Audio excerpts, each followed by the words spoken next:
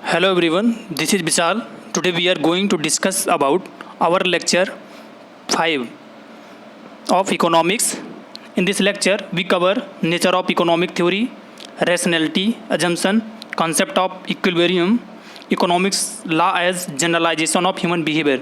So guys, आज का जो ये हमारा लेक्चर होने वाला है जिसमें हम लोग nature of economic theory, rationality, assumption, concept of equilibrium, economics law as generalisation of human behaviour को कवर करेंगे। जो एज ए जितने भी आपके जूनियर हैं जिन्होंने एज ए अभी जेआरएफ की प्रिपरेशन स्टार्ट की है या जो प्रिपरेशन स्टार्ट कर चुके हैं, आप मैक्सिमम से मैक्सिमम इस वीडियो को शेयर करिए। जो भी आपके एज ए डाउट है या सजेशन है प्लीज़ उसे कमेंट सेक्शन बॉक्स में राइट डाउन करिए। आज का सेशन हम लोग स्टार्ट करते हैं। First of all, nature of economic theory. Subject matter जो इसका ट्रेडिशनल है और मॉडर्न है। देन साइंस, तो ये एज ए आर्ट और सोशल साइंस दोनों बोथ ही है। देन पॉजिटिव और normative science both. Then inductive and deductive approach. Then rationality, assumption. Then concept of equilibrium, economic law as generalisation of human behaviour. तो इसको cover करेंगे आज के लेक्चर में हम लोग। First of all, rational human. तो रैशनल ह्यूमन जो होता है वो एज ए रैशनैलिटी को प्राप्त करना चाहता है ब्रेड फर्स्ट और ब्रेड 5 पीस के डिपेंड पे। Then rationality assumption. Economics, while developing any theory of economics, make the fundamental assumption the entities which are part of the theory exercise rational behavior while making decision. तो economic जब भी as a theory economics की है, economics जब develop करते हैं economics की, जो फंडामेंटल उनका assumption होता है वो रैशनल बिहेवियर होता है डिसीजन मेकिंग में। Then rational behaviour is a part of decision making practice where in an individual film exercise sensible choice making. तो rational behaviour decision making practice का या इंडिविजुअल का फिल्म का सेंसेबल चॉइस मेकिंग पार्ट है which provide him with the optimum amount of benefit, जो कि उनको जो ऑप्टिमम अमाउंट होता है बेनिफिट का उसको प्राप्त कराता है। Then rational consumer always try to maximise their long term utility और हैप्पीनेस। तो रैशनल जो कंज्यूमर होता है वो ऑलवेज हमेशा ट्राई करता है मैक्सिमाइज करने को उसको प्रॉफिट को और लॉन्ग टर्म यूटिलिटी प्राप्त करने को और हैप्पीनेस प्राप्त करने को। Then rational behavior facilitate a decision making that may not always give the best possible return materially or monetary। तो rational behavior जो facilitate होता है decision making का, जो कि हमेशा as a best possible return या मोनेटरी नहीं देता है। For example, if a person choose a job with a profile of his liking instant of a high paying job. तो मतलब एज ए कोई पर्सन है जो कि अपनी प्रोफाइल के अकॉर्डिंग हाई पेबल जॉब को कंसीडर करता है, then it would be also term as rational behaviour. तो इसको जो बोला जाएगा वो रैशनल बिहेवियर बोला जाएगा। Then assumption of rationality in economics. First of all, rational individual process all information fully objectively and costless. तो रैशनल इंडिविजुअल जो प्रोसेस होता है इन्फॉर्मेशन का वो ऑब्जेक्टिव होता है और कॉस्टलेस होता है। Then consumer should process all of the necessary information before making choices in order to maximise utility. तो जो कंज्यूमर होता है वो इस प्रोसेस में जो उसको नेसेसरी इन्फॉर्मेशन होती है उसको एज ए चॉइस करता है मैक्सिमम यूटिलिटी को प्राप्त करने का। Then rational individual are not subject to framing. Then manipulation, online से परचेज करता है और रैशनल प्रमोशन प्रैक्टिस। तो ये दोनों है जो रैशनलिटी को उसको प्राप्त कराता है। Which work best. तो मान लीजिए एक ऑनलाइन उसका प्रोडक्ट लेता है, एक वो एज ए बिग सेल से लेता है, तो कौन सा उसके लिए बेस्ट होगा जिसमें मैक्सिमम उसको, तो एज ए बिग सेल जिसमें एज ए 80% ऑफ है। Then rational individual have well behaved preferences. The assumption of well behaved preference is that they satisfy the transitive property in logic। तो जो assumption है well shaped behave होता है और जो उसकी प्रीफर होती है वो एज ए ट्रांजिटिव प्रॉपर्टी को सेटिस्फाई करता है लॉजिक में। Example, if a rational individual prefer good A to good B, मतलब रेशनल इंडिविजुअल है और वो गुड ए को प्रीफर करता है अकॉर्डिंग टू बी के। Then also prefer good B to good C और आल्सो प्रीफर करता है good B to good C को। Then the individual will also prefer good A to सी, तो मतलब ए से सी को भी प्रीफर करेगा वो। Then transitive property, as a transitive property का आप लोग देख सकते हैं। Then transitive property, then rational individual have time consistent preference. तो रैशनल जो इंडिविजुअल होता है वो टाइम कंसिस्टेंट को प्रीफर करता है। Then rational individual use a long planning horizon. तो लंबी प्लानिंग को होराइजन को कंसिडर करता है। Then rational individual can generally be thought of a maximising their long term utility. तो रैशनल इंडिविजुअल जो होता है वो जनरली जो सोचता है मैक्सिमम लॉन्ग टर्म की यूटिलिटी को किसी भी एज ए कम्युनिटी को कंसिडर करने से पहले। Then concept of equilibrium. The concept of equilibrium is employed in almost every theory of economics in the fields of price, income and growth. तो जो कॉन्सेप्ट है इक्विलिब्रियम का वो हर जगह इम्प्लॉयड किया जाता है ऑलमोस्ट सभी थ्योरी की इकोनॉमिक्स में, फील्ड में, प्राइस, इनकम और ग्रोथ में. Then word equilibrium means a state of balance. तो इक्विलिब्रियम जो वर्ड होता है उसका मीन्स जो होता है वो स्टेट ऑफ बैलेंस होता है. Then when two opposing forces working on an object are in balance so that the object is held still, the object is said to be equilibrium. मतलब एज ए जब to opposing forces work करते हैं as a same object पे, तो as ए जो balance होता है object का वो स्टिल होता है और जो ऑब्जेक्ट होता है उसको बोला जाता है as a equilibrium. Then a system can be said to be equilibrium when the various important variable in it show no change. मतलब जब एज ए इक्विलिब्रियम सिचुएशन होती है तो जो भी वेरिएबल होते हैं वो कोई भी चेंज एज ए शो नहीं करते हैं. when there are no pressure or force working, तो एज ए उनके ऊपर जब कोई एज ए प्रेशर नहीं होता और फोर्स वर्क करने के लिए नहीं होता तो एज ए वो इक्विलिब्रियम फॉर्म में वर्क करते हैं. देन प्राइस इक्विलिब्रियम, आप लोग इसको देख लीजिएगा. एज ए प्राइस पिज्ज़ा का है and quantity of pizza slice, as a demand जो है वो दोनों जो सप्लाई वो एज ए इक्विलिब्रियम पोजीशन पे है.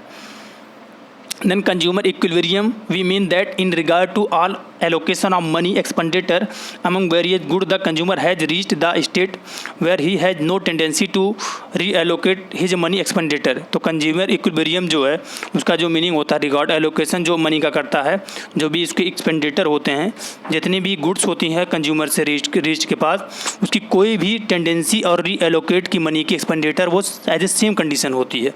Then similarly a firm is said to be equilibrium when it has no tendency to change its level of output. तो मतलब किसी भी एज ए फिर्म जो होता है उसको इक्विलिब्रियम फॉर्म में जब बोला जाता है जबकि उसकी कोई जो भी आउटपुट होते हैं उसको चेंज नहीं होता, सेम ही होता है. Then two types of equilibrium. जो इक्विलिब्रियम होता है वो टू टाइप्स का होता है. फर्स्ट जो होता है वो पार्शियल इक्विलिब्रियम होता है, सेकंड जो होता है वो जनरल इक्विलिब्रियम होता है.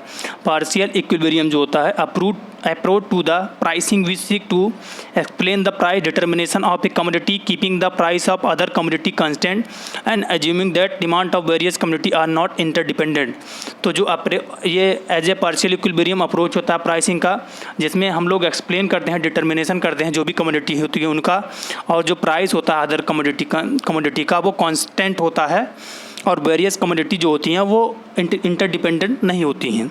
Then all partial equilibrium analysis are based on the assumption of ceteris paribus.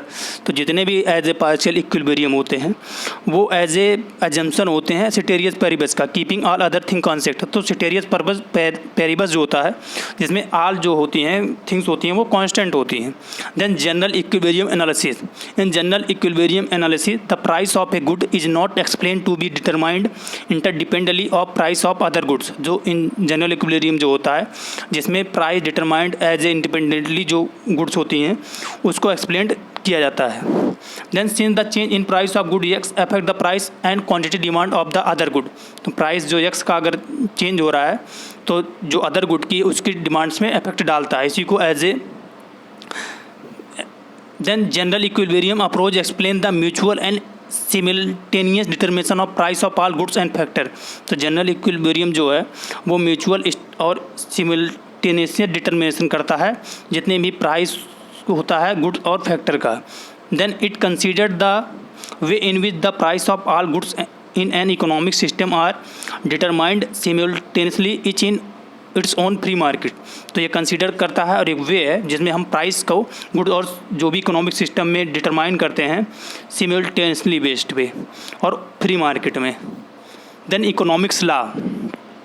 Economics law are the principle that govern the action of the individual in their economics activity. तो economics law होते हैं जो कि principal होते हैं as जिससे कि govern किया जाता है किसी भी इंडिविजुअल एक्शन का इकोनॉमिक एक्टिविटी में. Then like any law of science economics laws too are conditional. तो साइंस की तरह इकोनॉमिक्स लॉ है वो भी कंडीशनल है. First of all then economics consider the basic factor into account while developing a theory keeping other factor influencing the theory as theory as constant. तो economics जो होते हैं, किसी भी एज जब थ्योरी को डेवलप करते हैं तो जो भी फैक्टर होते हैं उसको इन्फ्लुएंस करते हैं, उसको कांस्टेंट कर देते हैं। Then assumption has important role in economics law. तो एजम्पशन जो होते हैं वो इंपॉर्टेंट रोल प्ले करते हैं इकोनॉमिक्स लॉ में। Then according to Robbins, economics law are statements of uniformities. Economics law जो होते हैं वो यूनिफॉर्मिटीज़ के स्टेटमेंट होते हैं विच गवर्न ह्यूमन बिहेवियर, जो कि गवर्न करते हैं ह्यूमन बिहेवियर को concerning the utilisation of limited resource for the achievement of unlimited ends, जो कि ह्यूमन बिहेवियर को कंसर्न करते हैं लिमिटेड रिसोर्स को और अनलिमिटेड एंड्स को अचीव करने में। Then characteristic of economics law, first जो कैरेक्टरिस्टिक है, economics law are not the government law. जो भी गवर्नमेंट लॉ है वो कोर्सिव स्ट्रेंथ है और जो there is no penalty attach to their breach. तो जो भी पेनल्टी है उससे एज ए कनेक्टेड नहीं है। But economics law are applicable only if certain condition are satisfy. तो मतलब कहने का मतलब ये है, जब एज ए इकोनॉमिक लॉ तभी अप्लाई होता है जब कुछ एज ए कंडीशन को वो सेटिस्फाई कर रहा है, जो कि एज ए अजम्पशन के रूप में है। Then economics law are merely the statement of tendency. तो इकोनॉमिक्स लॉ है वो स्टेटमेंट है जो डिफरेंट टेंडेंसी है उसका। The economics law are based on the tendency of human. तो इकोनॉमिक्स लॉ है जो कि टेंडेंसी के बेस्ड है ह्यूमन के, who behave in particular way to a given phenomena, जो कि बिहेव करता है पर्टिकुलर वे से एज ए गिवन फिनोमेना की तरफ। This expected behaviour may not be found for certain reason. तो जो एक्सपेक्टेड बिहेवियर है वो कुछ एज ए सर्टेन रीजन में पाया जाता है। Certainty is not guaranteed with regard to economics law. तो सर्टेनिटी जो है वो guarantee as a economic law में नहीं दिया जाता। Then economics law are hypothetical. तो इकोनॉमिक्स लॉ है जो एज ए हाइपोथेटिकल है। Economics law are characterised by the term ceteris paribus. Ceteris paribus economics law जो होती हैं उसके बेस्ड होते हैं। मदर मीन्स जो अदर फैक्टर होते हैं वो एज ए कांस्टेंट होते हैं। Then some economics law are axiomatic in character. तो जो सब कुछ भी जो इकोनॉमिक्स लॉ होते हैं वो एक्जियोमेटिक होते हैं।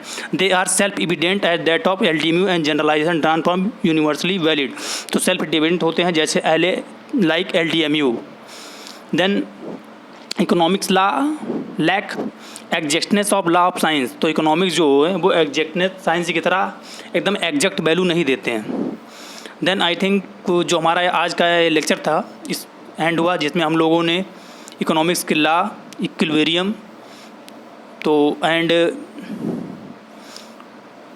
रैशनैलिटी को कवर किया। सो गाइज जो भी आपके डाउट हैं प्लीज़ उसे कमेंट सेक्शन बॉक्स में आप लोग राइट डाउन कर सकते हैं। तो आज का सेशन हम लोग एंड करते हैं। मैक्सिमम से मैक्सिमम इस वीडियो को शेयर करिए। Thank you for listening.